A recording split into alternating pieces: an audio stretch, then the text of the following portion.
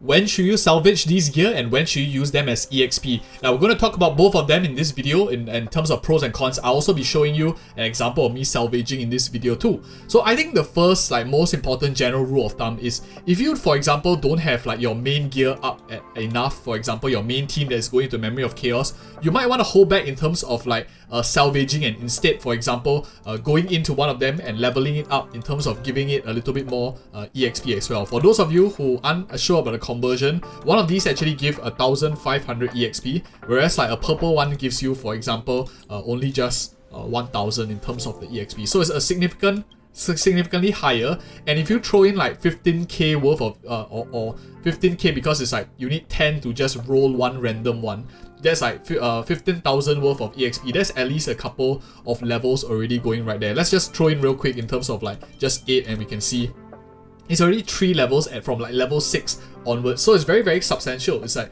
6% fire damage bonus each time you gacha. So definitely early on, I think, especially if you don't have your main team in terms of the gear at higher level, you might not want to do that. That's the main general rule of thumb. But of course, I think the biggest exception here is if you've spent a lot of time between Trailblaze 40 to 50 farming a lot of these 5-star relic gear, and maybe you haven't gone into the simulated universe as often. Maybe you don't have a nice fire damage bonus, or maybe you haven't, for example, found a very nice energy restoration rate piece and stuff like that you are really searching for a very generic set. I do like Inert Salsoto, as I've mentioned from my synthesis video already. You can check it out, the Relic Crafting video, which I'll link in the video card above. But for the sake of this video as well, I'm assuming that I don't need any of these, which I really do actually, but for just for content as well, I think I'm just gonna select all, and I'll be showing you, for example, I'm looking for maybe a nice main stat from the Inert Salsoto piece. So I've already filtered the ones that I want and don't want. So stuff that I don't want are these, and I won't waste your time in going through one by one. I'm just gonna speed it up, and I'm just gonna salvage everything just for information as well. So okay, now I have 600 relic remain pieces here, and let's go ahead and jump into the synthesis machine real quick.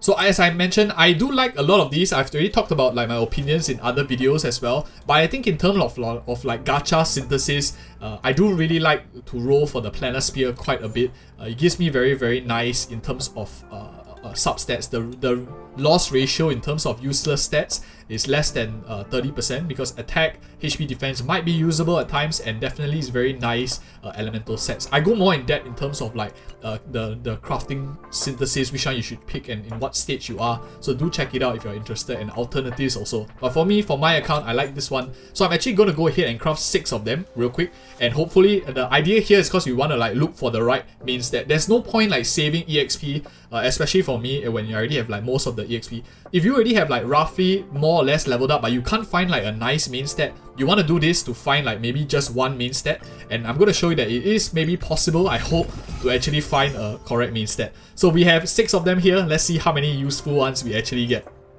So attack, not so useful, might be useful for maybe some supports. I wouldn't say it's super good. But lightning damage bonus definitely usable already, especially if you didn't spend much time in this domain, because it really takes quite a lot of time, and I keep getting the defense piece when I go in. So ice damage bonus already good because I don't have one in terms of giving me crit rate. Very nice to find very early elemental sets as well. Another attack one, very unfortunate.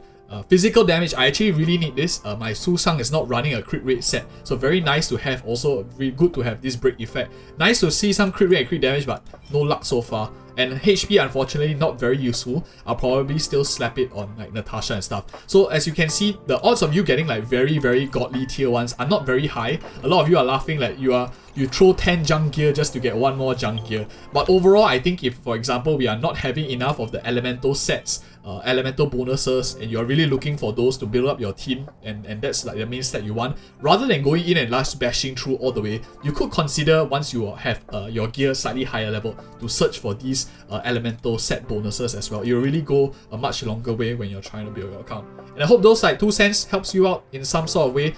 Do like and subscribe for more of such future content as well. Thank you so much for watching, and do check on these 2 other videos that you might be interested in as well. See you in the next video.